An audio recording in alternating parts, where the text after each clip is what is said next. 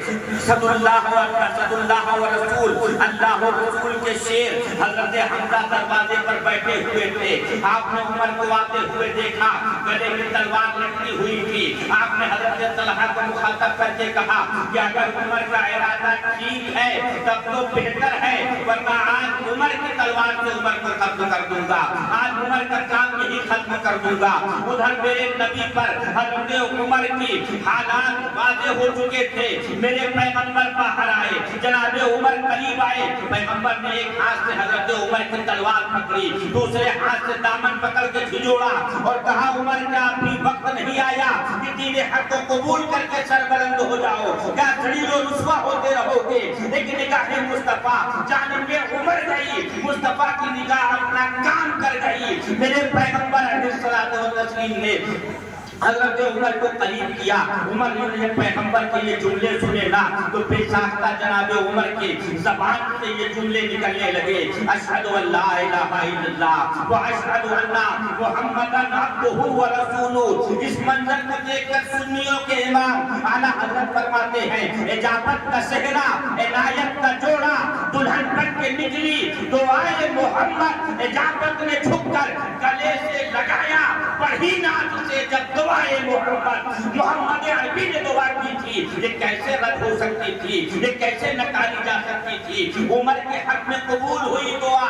جب جناب عمر اسلام قبول کرتے ہیں، حضرت عمر خود کہتے ہیں جب میں نے کلمہ طیبہ پڑھا تو جتنے صحابہ موجود تھے تمام صحابہ نے اس انداز سے نعرہ تکبیر بلند کیا کہ مکے کی ہر گھاٹی تک آواز اللہ اکبر کی پہنچی۔ پیغمبر علیہ السلام سے ابھی اسلام قبول کیا، پیغمبر کی بارگاہ میں بیٹھے عرض کرتے ہیں یا رسول اللہ کیا ہم حق پر نہیں ہیں؟ پیغمبر ارشاد فرماتے ہیں نہیں عمر ہم حق پر ہیں۔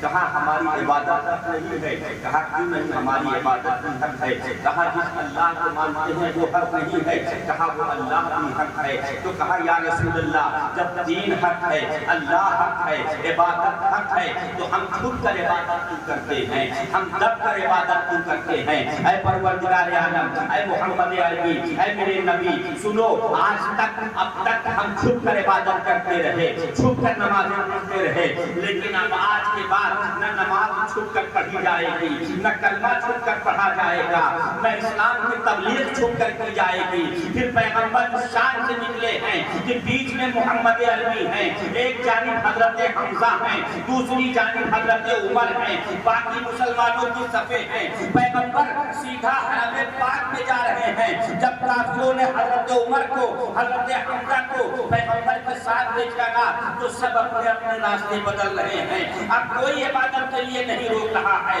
حضرت صہیب کہتے ہیں جس دن عمر ایمان لائے اس دن کے بعد سے نہ ہم کو نہ کسی نے کعبے میں نماز پڑھنے سے روکا ہے، نہ ہمیں طواف سے روکا ہے، نہ ہمارے ساتھ کوئی لڑنے آتا تھا۔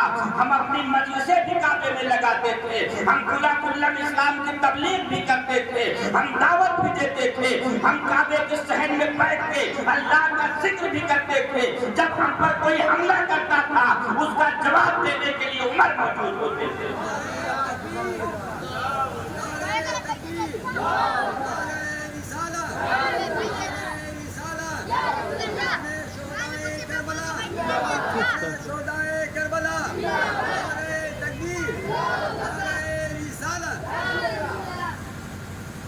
آئے خانے کعبہ میں تمام مسلمانوں نے نماز پڑھی، کھل کی عبادت ہوئی۔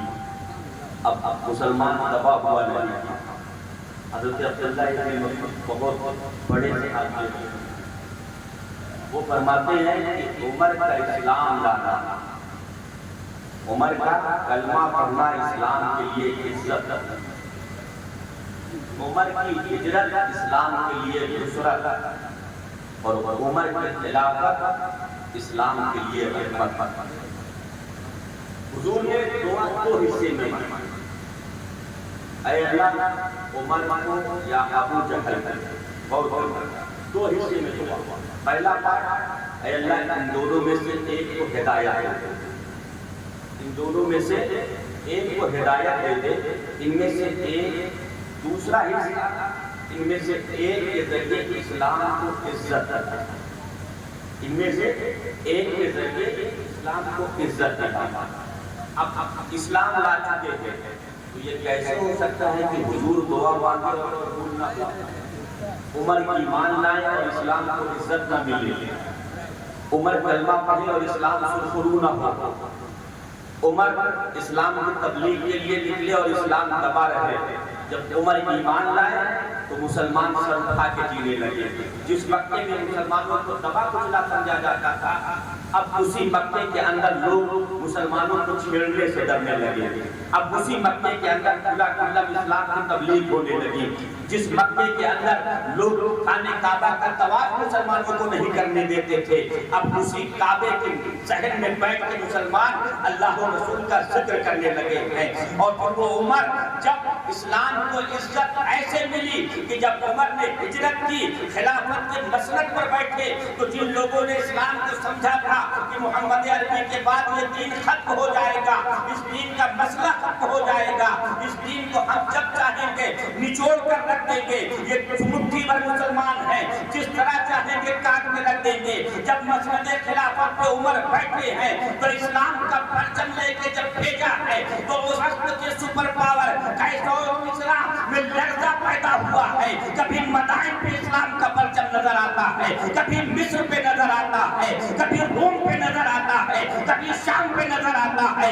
یہ عمر کی حکومت تھی کہ خیر بھی لکھنے پہ مجبور ہو گئے. ایک عیسائی مورخ لکھتا ہے کہ اگر عمر کو اللہ نے 10 سال اور دیے ہوتے تو روئے زمین کا کوئی خطہ نہ باقی ہوتا جہاں اسلام کا پرچم نظر نہ آتا.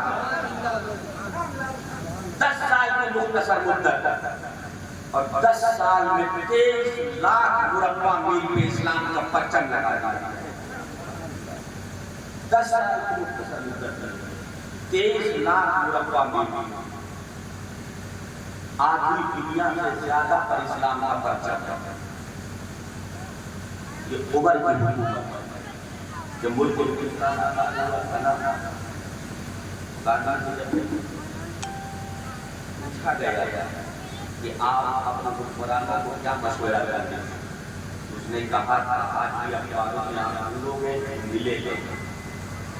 کا جواب تھا کہ میں نہ کرشن کا نام لے سکتا ہوں نہ رام کا نام لے سکتا ہوں، اس لیے کہ یہ تاریخی شخصیت ہے. دیتے اگر حکومت سیکھنی ہے کہ میں تمہارے سامنے 2 لوگوں کا نام لیتا ہوں، ایک ابو بکر کا، ایک عمر کا، جو اتنے بڑی حکومت کے مالک تھے لیکن انہوں نے اپنی زندگی بہت سادگی کے ساتھ گزاری. اس لیے اگر حکومت کا سلیقہ لینا ہے تو ان دونوں کی زندگی کی.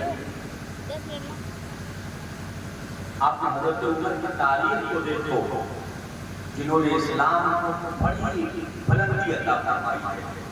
مولا حضرت علی کرم اللہ تعالیٰ وجہ الکریم ارشاد فرماتے ہیں کہ مکے سے جتنے لوگوں نے ہجرت کی، چھپ کر رات میں کی، بھاگ کر کی، بہانے سے کی، تنہا عمر ایسے تھے، تنہا عمر کی ذات ایسی تھی کہ آپ نے ہجرت دین کے اجالے میں، جب آپ نے ہجرت کا ارادہ کیا، اپنے گلے میں تلوار ٹانگی، پشت پہ ڈھال رکھا، کمان ہاتھ میں لی، تیر کو اپنے کندھوں پہ رکھے اور اس کے بعد کعبۃ اللہ شریف آئے. کعبے میں آنے کے بعد آپ نے طواف کیا. طواف کرنے کے بعد آپ وہاں پر کتنے قریش سرداران قریش بیٹھے ہوئے تھے نا، ان کے پاس گئے اور ان سے کہا اللہ ہمارے چہروں کو بگاڑ، اللہ تمہارے چہروں کو بگاڑ دے. اور آپ کہا میں مکہ معظمہ چھوڑ کے جا رہا ہوں، میں ہجرت کر رہا ہوں. جس کو اپنی ماں کو بے اولاد کرنا ہے، اپنی بیوی کو بیوہ کرنا ہے، اپنے بچوں کو یتیم کرنا ہے، حرم پاک کے باہر کلا گھاٹی پہ آ کر مجھ سے ملے، میں انتظار کر رہا ہوں. حضرت علی فرماتے ہیں عمر بار بار للکارتے رہے لیکن کسی کی جرأت نہ ہو سکی جو عمر کے مقابلے کے لیے کھڑا رہا. یہ عمر کی حیبت ہے اور یہ عمر کی دلیری ہے. اللہ کے رسول ارشاد فرماتے ہیں میرا عمر وہ ہے کہ ایک راستے سے میرا عمر آ رہا ہو، دوسرے راستے سے شیطان آ رہا ہو، تو عمر کی حیبت سے شیطان راستہ بدل دیتا ہے. دوسرے موقع پر پیغمبر ارشاد فرماتے ہیں کہ جب نیک لوگوں کا تذکرہ کیا کرو تو میرے اوپر جب نیک لوگوں کا تذکرہ